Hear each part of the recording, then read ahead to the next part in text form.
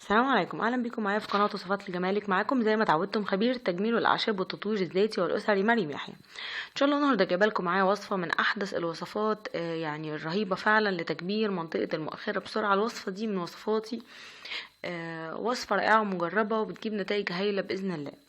اول حاجه هتعمليها قبل ما تعملي الوصفه، اول حاجه هتبداي تزيلي الشعر من منطقه المؤخره بالسويت او بالحلاوه. بعد كده عادي هتبداي تجففيها كويس. بعد يعني ما تبداي تزيليها وغسلتي المكان كويس وجففتيه، هتبداي تعملي مقشر. بالنسبه للناس اللي ما عندهاش حساسيه من الليمون هتعمل مقشر بتاعها بالليمون والملح. طبعا زي ما انتوا عارفين تدلكوا المكان لمدة 10 دقايق بشكل دائري، وبعد كده بتغسلي المكان بمية دافية وتجففيه كويس. بالنسبة للناس اللي عندها حساسية من الليمون او بشرتها حساسة ما تقدرش تستخدم الليمون، هتعمل التقشير بنفس الطريقة بالسكر وزيت الزيتون. بعد كده برضو هتغسلي المكان وتبقى جيدا. يعني طبعا لو عملتي بالسكر وزيت الزيتون هتغسلي المكان بالصابون كويس عشان تضيعي اثر زيت الزيتون. بعدين تبداي تجففيه بعد ما تغسليه بميه دافيه. وبعدين هتبداي تعملي الوصفه اللي هقولك عليها دلوقتي. عباره عن كوب من بذور الحلبة، كوب كبير من بذور الحلبة. هتغليه في حوالي من لتر ونص لاتنين لتر من الميه. هتغليه كويس قوي لحد ما البذور الحلبة نفسها تبدأ تستوي، تمسكيها في ايدك تلاقيها مستوية. بعد كده هتبدأي تاخدي الخليط ده وهو دافي، هتبدأي تصفيه كويس قوي. لو مش هتقدري تصفيه ممكن تضربيه في الخلاط كويس. بعد ما تضربيه في الخلاط ويبقى كل البذور بقت يعني دابت في ماء الحلبة نفسها، هتبداي تدفيه على درجة حرارة تقدري انتي تتحمليها. يعني انا عايزاها درجة يعني من درجات الساخنة اللي انتي تقدري تتحمليها. وبعد كده هتبداي تحطي الخليط بتاعنا في اي بلاستيك، اي اناء بلاستيك او اي بانيو صغير بلاستيك. يكفي ان انتي تقدري تجلسي فيه. وبعدين تبداي تحطي الوصفه بتاعتنا. طبعا بعد ما قلتلك عايزاها لدرجه حراره انتي تقدري تتحمليها. وبعدين هتبداي تضعيه في البانيو البلاستيك الصغير او يعني اي بلاستيك عندك من بلاستيكات الغسيل. هتبداي تحطي فيها الوصفه بتاعتك وتبداي تجلسي فيها. يعني مع ان انتي تخلي منطقه المؤخره هي المتصدره يعني في الاناء للحلبة نفسها اللي احنا عملناها. هتفضلي موجودة في البانيو ده لحد ما درجة الحرارة تبدأ خلاص تبقى يعني باردة. بعدين هتبدأي تقومي، هتسيبي الأثر الحلبة على المكان المؤخرة، مش هتزليه. هتسيبيه أقصى درجة ممكن تسيبيها، يعني ممكن تسيبيه مثلا من ساعتين ل3 ساعات. بعد كده هتبدأي تغسليه بالمية الدافية عادي، وهتدهني طبقة خفيفة من زيت الحلبة اذا امكن ان انت تجيبيه، يعني هيكون نتائج افضل ان شاء الله. باذن الله هيجيب معاكي نتائج رائعة جدا في وقت بسيط جدا باذن الله. الوصفة رائعة جدا هتستمري عليها، بس يعني مش يعني هتبدأي تزيلي الشعر برضو اول ما يبدأ يطلع، لان كل ما هتزيليه المسام هتبقى مفتوحة، الجسم هيبدأ يمتص الحلبة، والحلبة طبعا بتزود وزن المؤخرة بشكل كبير. ان شاء الله تعملوا وصفة هتستفيدوا منها جدا. هي من الوصفات الحديثة مجربة رهيبة جدا، بتجيب نتائج رائعة جدا بسرعة. وطبعا اللي عايزة نتائج اسرع وشكل اجمل، تمرينات انتوا عارفينها طبعا تحاول تعملها. بس الوصفة فعلا رهيبة وبتجيب نتائج رائعة ان شاء الله. زي ما قلتلك بس دهني طبقة من زيت الحلبة في الاخر بعد ما تغسليها فورا وتجففيها، عشان بيجيب نتائج برضو رائعة. بيخلي المكان ده متشبع بالدهون، وبيخلي المكان فعلا يكبر بطريقه طبيعيه جميله. ما تنسوش طبعا زي ما اتعودتوا معايا تحطوا لايك للفيديو عشان يوصل لاكبر عدد من البنات تستفيد منه. وطبعا ما تنسوش تشتركوا معانا في القناه عشان يوصلكم وصفاتي كلها اول باول. ما تنسوش تتابعوني على جوجل بلس، الرابط عندكم على كفر القناه عشان يوصلني اسئلتكم بسرعه. ضيفوني دوائركم واسئلتكم هتوصلني على الموبايل على مدار ال 24 ساعه. شكرا لمراركم الرائع والسلام عليكم. السلام عليكم، اهلا بكم معايا في قناه وصفات لجمالك. معاكم زي ما تعودتم خبيره التجميل والاعشاب والتطوير الذاتي والاسري مريم يحيى. ان شاء الله النهارده جايبه لكم وبناء على طلب بنات كتير قوي عندي في القناه، طلبوا مني وصفه لتكبير منطقه المؤخره او منطقه الارداف. طبعا ضروري قوي تعملي تمرينات عشان نتائج اسرع. طبعا التمرينات كلنا عارفينها، ولو دخلتي على اليوتيوب كتبتي تمرينات المؤخرة هتلاقي فيديوهات كتير قوي متصورة في جيم، يعني بتشرح ازاي تعملي التمرين ده. وعموما هحاول اجيب لكم على قد ما اقدر الصور اللي بتبين التمرين ده.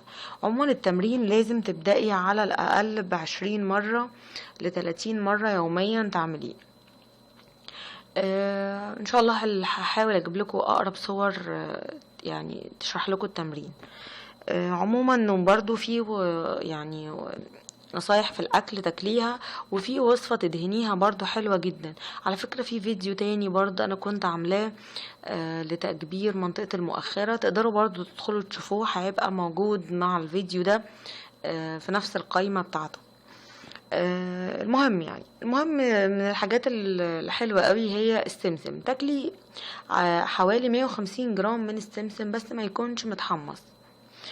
يوميا هتاكليهم 3 مرات في اليوم، يعني هتاكلي حوالي 450 جرام، يعني ما يقرب من نص كيلو سمسم. بيجيب نتائج رائعة مذهلة، يعني بسرعة جدا، من الحاجات اللي فعلا بتجيب نتائج بسرعة قوي. وده طبعا يرجع لان في ناس كتير بتقول كلي حلاوة طحينية. طبعا حلاوة طحينية كلها سمسم. فانا لما بقولك كلي السمسم طبعا لان اكل الحلاوة الطحينية كتير ممكن يسبب مرض السكري. وبالنسبة للناس اللي عندها استعداد او الناس اللي عندها سكري بالفعل غلط جدا ان هي تاكل حلاوة طحينية كتير. دايما بنصح بيها للتسمين او لزيادة الوزن بشكل عام، انما منطقة الارداف فقط بقول السمسم افضل عشان تقدري تواظبي عليه تجيبي نتائج، لان ممكن يعني الموضوع بيبقى محتاج وقت شوية. كمان ممكن تدلكي منطقة الارداف بالحلبة، بس مش الحلبة المطحونة، لا، هجيب بذور الحلبة العادية دي وهغليها كويس وابدأ اخد يعني هسيبها لحد ما تستوي خالص، وهبدأ يعني اخليها المية بتاعتها تقل جدا. المية القليلة دي هبدأ اخدها وادلك بيها منطقة المؤخرة. بتجيب نتائج حلوة قوي، وهتلاحظي فرق كبير جدا.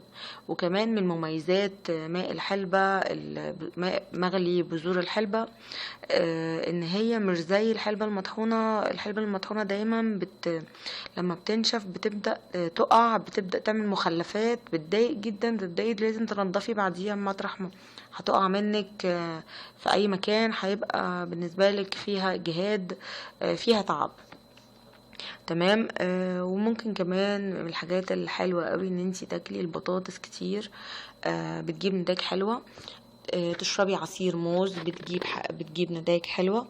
السلطة الخضراء لما تحطي عليها كزبرة، تحطي عليها كزبرة ناشفة وتداومي عليها على الأقل لمدة شهر، بتجيب برضو نتائج جميلة جدا.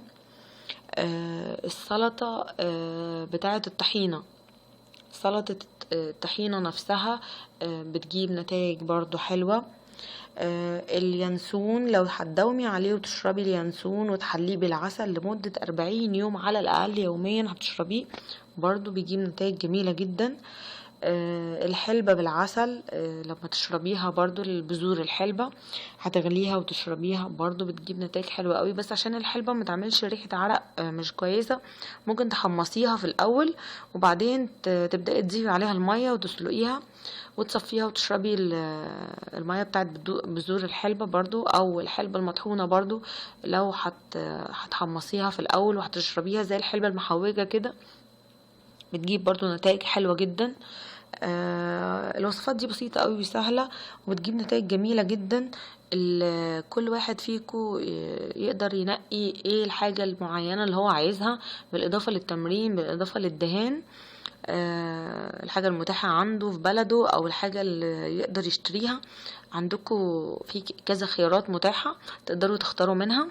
ان شاء الله تجيب معاكم نتائج جميلة جدا، وان شاء الله تعجبكم، وان شاء الله يعني كل اللي نفسها في حاجة ربنا يكرمها.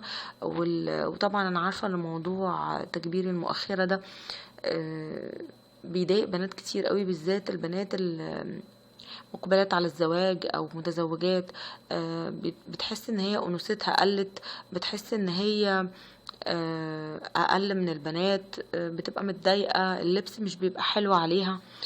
فطبعا ان شاء الله تمشوا عليها، بس اهم حاجه زي ما قلت لكم قبل كده المداومه على الوصفه او الماسك بتاعنا. طول ما انتي بتداومي ان شاء الله هتلاقي نتائج، انما تعمليه مره مرتين وتبطلي طبعا مش هتلاقي اي نتيجه. ان شاء الله تعملوها، وان شاء الله تستفيدوا جدا. واللي عندها اي سؤال تتفضل ان شاء الله اجاوبها عليه. ما تنسوش طبعا تحطوا لايك للفيديو عشان يوصل لاكبر عدد بنات تستفيد منه. ما تنسوش طبعا تشتركوا معنا في القناه عشان يوصلكم وصفاتي كلها اول باول. شكرا لمروركم الرائع، والسلام عليكم. السلام عليكم، اهلا بكم معايا في قناه وصفات لجمالك. معاكم زي ما تعودتم خبيره التجميل والاعشاب والتطوير الذاتي والاسري مريم يحيى. ان شاء الله النهارده هكلمكم عن موضوع تكبير الثدي. طبعا الموضوع ده طلبوا مني بنات كتير قوي، بس انا اسفه فعلا للتاخير، معلش. بس النهارده ان شاء الله هتستفيدوا كتير باذن الله من الفيديو ده. ان شاء الله طبعا ما تنسوش تشتركوا معنا في القناه عشان يوصلكم كل وصفاتنا اول باول. في البدايه احب اقول لكم معلش مع احترامي للناس اللي بتنزل وصفات وتقول وصفات تكبير الثدي. طبعا مجرد وصفه هتدهنيها مش هتجيب لك النتيجه اللي انت عايزاها خالص يعني.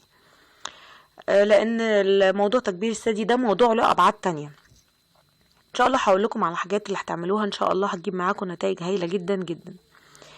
وبرضو احب اقول لكم بلاش العقارات والاقراص دي، يعني مضره جدا والعياذ بالله ممكن تسبب سرطان، فحاولوا تبعدوا عنها خالص. هقول لكم على حاجات خطوات تعملوها ان شاء الله هتجيب معاكم نتائج هايله جدا وهالنتائج مبهره جدا. اول حاجه احب اقول لكم لازم تعملوا تمارين. ايه هو التمرين؟ انا هحاول اجيب لكم اقرب صوره تشوفوا بيها التمرين ممكن يبقى ازاي، بس هحاول برضو افهمها لكم. انتي بترفعي ايدك لفوق خالص، بتشدي ايدك خالص وترفعيها لفوق، وبعدين ترجعي تنزلي بيها تاني كأنك بتركعي كده لحد ما تلمس صوابع رجليكي على قد ما تقدري تنزلي. هتكرري التمرين ده لمدة حوالي 10 دقايق يوميا، تطلعي وتنزلي. طبعا انت وانت بترفعي ايدك لفوق لازم تشدي نفسك لفوق.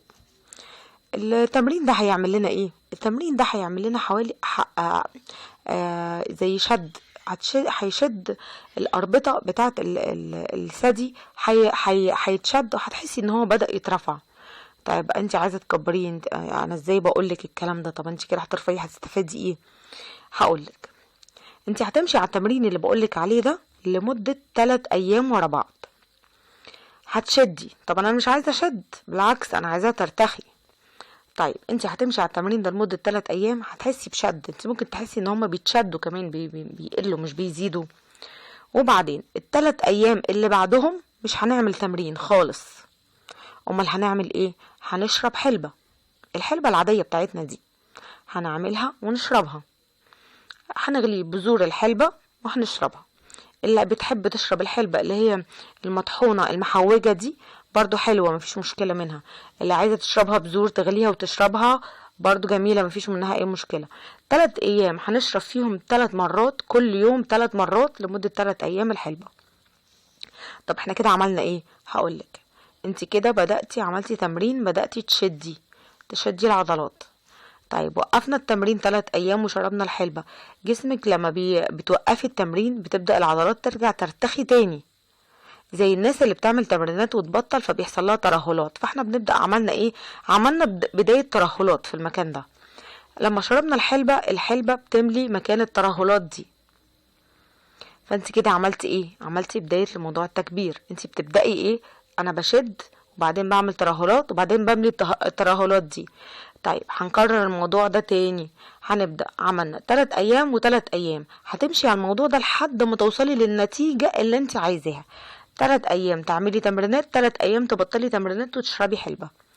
طيب الوصفة بقى والماسك اللي هتدهنيها، طبعا انا قلت لكم ان الموضوع له 3 ابعاد. اول حاجه التمرينات، تاني حاجه هنشرب حلبة، تالت حاجه الماسك اللي هنحطه.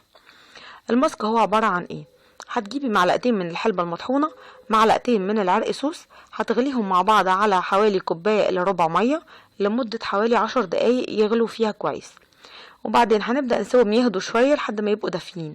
هنصفيهم ونحط عليهم قطعة خميرة، الخميرة بتاعة الخبز، الخميرة البيرة، قطعة في حجم عين الجمل. هتحطيها عليها، هتعجنيهم كويس، هتخلطيهم كويس لحد ما يبقوا زي الكريم كده. هتبدأي تستخدميهم على المكان ده كل يوم، تسيبيهم حوالي 6 ساعات. ولو تقدري تحطيهم قبل ما تنامي وتحطي كيس نايلون وتنامي بيهم يكون افضل بكتير، هيجيب نتائج اكتر بكتير معاكي. الوصفة دي هايلة جدا جدا جدا، وبتجيب نتائج فعالة جدا جدا، وممكن تجيب معاكي نتائج مش هتحلمي بيها ابدا في اقل من شهر لو مشيتي على التعليمات صح. طبعا يعني انا بجيب لكم وصفة يعني غير مكلفة خالص، والوصفة دي فعالة جدا مجربة، ووصفة حلوة قوي، واكبر خبراء الاعشاب بينصحوا بيها. فان شاء الله تعمليها، وان شاء الله احب اشوف تعليقاتكم اللي انا بفرح بيها قوي يعني. واللي عنده برضو اي سؤال تاني يسيب لي سؤاله في تعليق، وان شاء الله هجاوبه عليها. وباذن الله هتجيب معاكم نتائج حلوه قوي. ما تنسوش طبعا تحطوا لايك للفيديو عشان يوصل لاكبر عدد من البنات يستفيدوا بالوصفه دي. وما تنسوش تشتركوا ان شاء الله معانا في القناه عشان يوصلكم وصفاتنا كلها اول باول. شكرا لمركم الرائع، والسلام عليكم. السلام عليكم، اهلا بيكم معايا في قناه وصفات لجمالك. معاكم زي ما تعودتم خبيره التجميل والاعشاب والتطوير الذاتي والاسري مريم يحيى. ان شاء الله النهارده جايبه لكم وصفه لتسمين الساقين. اي حد طبعا عنده ساقين دقيقتين او ساق رفيعه، بالنسبه للبنات او بالنسبه للمتزوجات السيدات، بتسبب طبعا حرج ليها، بتبقى نفسها ان الساقين بتاعها تكون ممتلئه جميله، شكلها جميل. طبعا الوصفة دي حلوة جميلة وبسيطة، بس انصحكم بشوية تمرينات بسيطة مع الوصفة. مش عايزة تمرينات شاقة، لان معظم التمرينات الشاقة بالنسبة للمكان ده نفسه بتعمل خطوط حمراء وبتشوه منظر القدمين جدا او الساقين جدا. التمرينات بتاعنا بسيطة جدا، هتقفي على مشط رجلك او على طراطيف صوابعك، وهتخلي كعبك مرفوع لفوق لمدة 5 ثواني، وبعدين تنزلي وبعدين تطلعي تاني لمدة 5 ثواني، هكذا. انت بتبقي واقفة زي ما انت خالص، بس واقفة على طراطيف صوابعك ورفع كعب رجلك لفوق. الناس اللي مش هتقدر تعمل كده يعني برجليها الاتنين مع بعض، ممكن تسند عادي، تقف برجل عادي خالص والرجل التانية تعمل التمرينات، وبعدين ما تخلص التمرين في الرجل ده تبدأ تعمله في الرجل التانية. بس ضروري يكون عدد المرات متساوي. اعملي على قد ما تقدري، ممكن مثلا النهاردة 10، بكرة 20، بعده 30، على قد ما تقدري. وزي ما قلتلكوا اي تمرين لازم تاخديه بالتدريج عشان ما تزهقيش منه او ما يتعبكيش فتضطري تبطليه. الوصفة بتاعتنا بقى هي وصفة سهلة جدا وبسيطة وغير مكلفة بالمرة، عبارة عن معلقتين من الخميرة. ياريت تكون الخميرة بتاعة العجين، الخميرة البيرة. لو مش موجودة ممكن تحطي كيسين من الخميرة الفورية. معلقتين من عسل النحل، بتخلطيهم مع بعض وبتحطي عليهم حوالي معلقتين كبار من ماء الورد، وعليهم معلقتين من السمن البلدي. هتخلطيهم كويس قوي على بعض وتدهني بيهم الساقين لمدة 2 ساعات يوميا. بيجيب نتائج حلوة قوي جميلة جدا مع التمرينات البسيطة اللي قلتلك عليها. ان شاء الله الوصفة تعجبكم وتجيب معاكم نتائج حلوة وجميلة. ما تنسوش طبعا تستخدموها بنفس الطريقة اللي قلتلكوا عليها، وتواظبوا عليها عشان تجيب نتائج حلوة. لان المواظبة على الوصفة هي من اهم شيء لنجاح الوصفة، وطبعا الاهتمام بان انا اعمل وصفة زي ما هي. ما تنسوش يا بنات تشتركوا معانا في القناة لغير المشتركات طبعا عشان يوصلكم وصفاتي كلها اول باول. ما تنسوش تحطوا لايك للفيديو عشان يوصل لاكبر عدد بنات تستفيد منه. شكرا لمروركم الرائع، والسلام عليكم.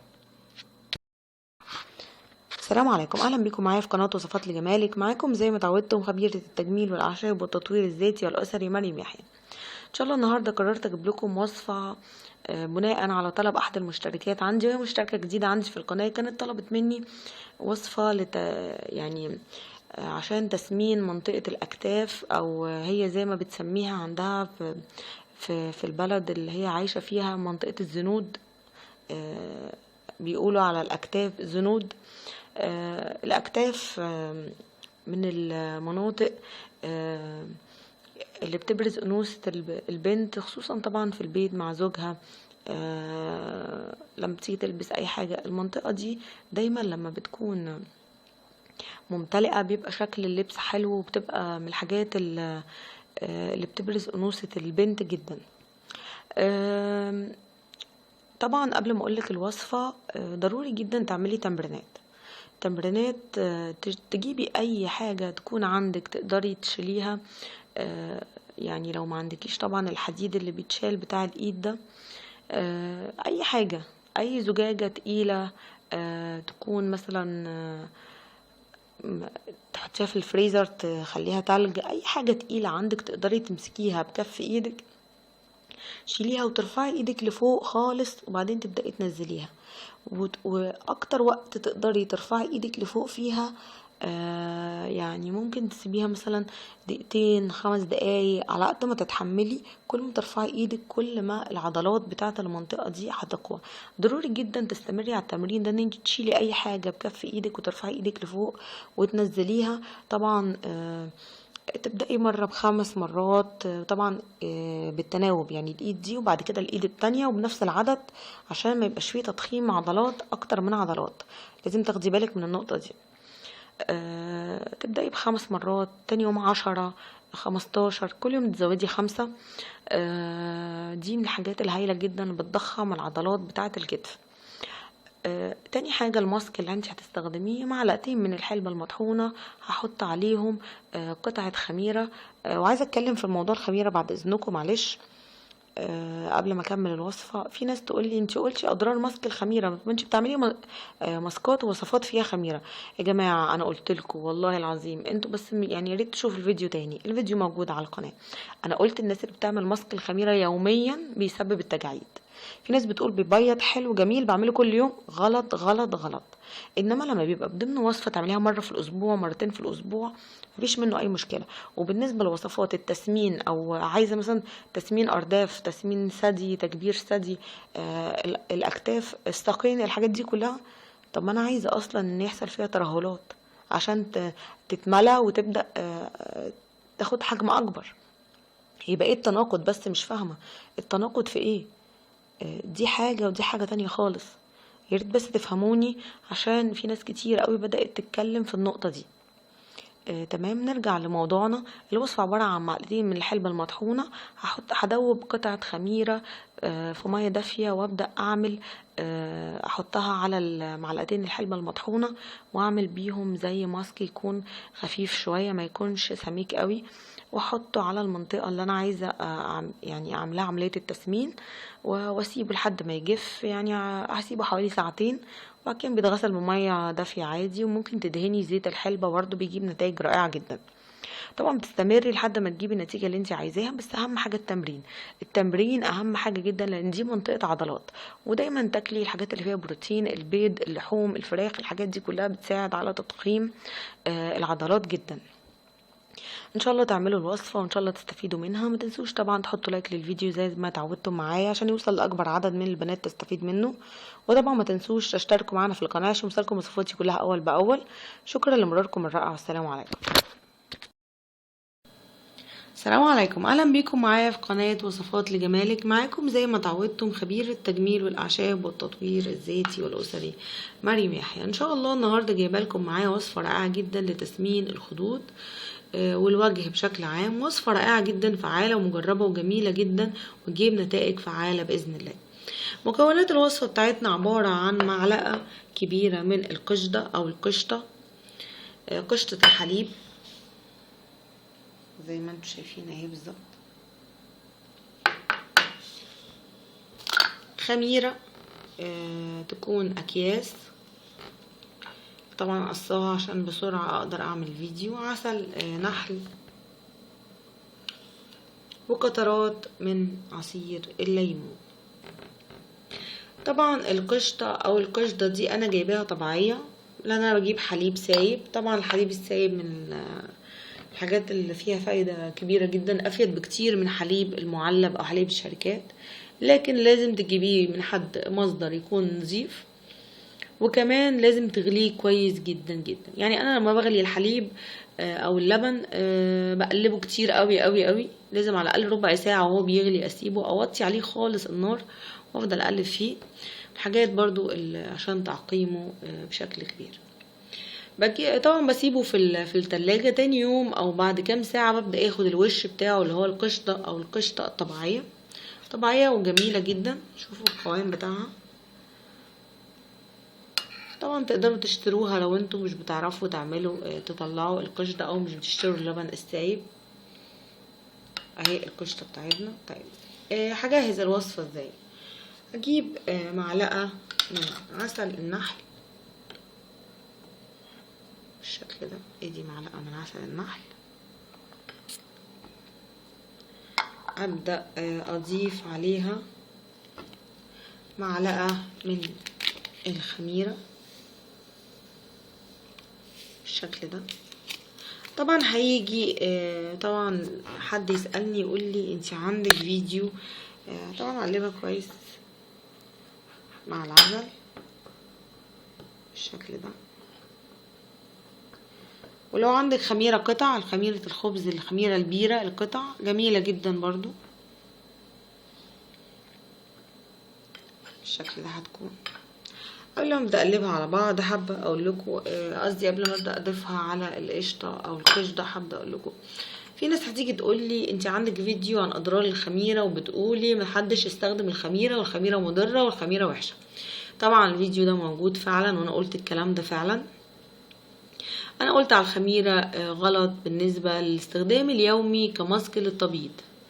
دي من الحاجات الغلط طبعا مليون في المية، انها بتسبب ترهلات في الجلد وبالتالي بتسبب تجاعيد.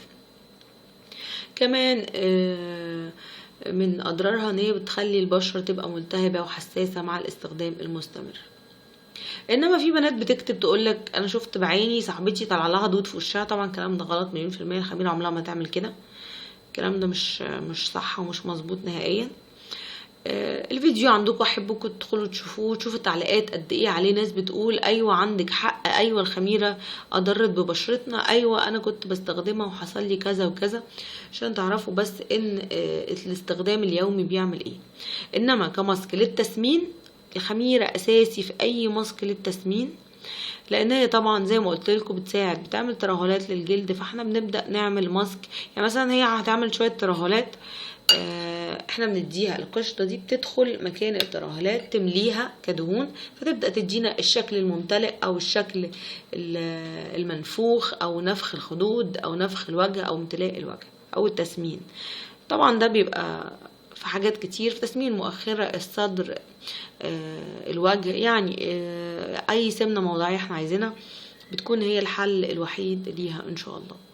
فزي ما قلت لك الاستخدام بيكون بالشكل ده. انا بستخدمها عشان نفخ او عشان تسمين مفيش اي مشكله، لما بستخدمها للتبييض بشكل يومي بتسبب تجاعيد او شويه ترهلات. هبدا اضيف للماسك بتاعنا قطرات من عصير الليمون بالشكل ده. هبدا اخلطه جيدا كده. انا مش عايزه اعمل صوت يا بنات عشان الناس بتتضايق من صوت الملعقه. تمام. بعدين هبدأ اضيف القشطة او القشطة بتاعتنا، معلقة كبيرة منها كافي كده قوي. طبعا هبدأ اخلطهم كويس قوي مع بعض.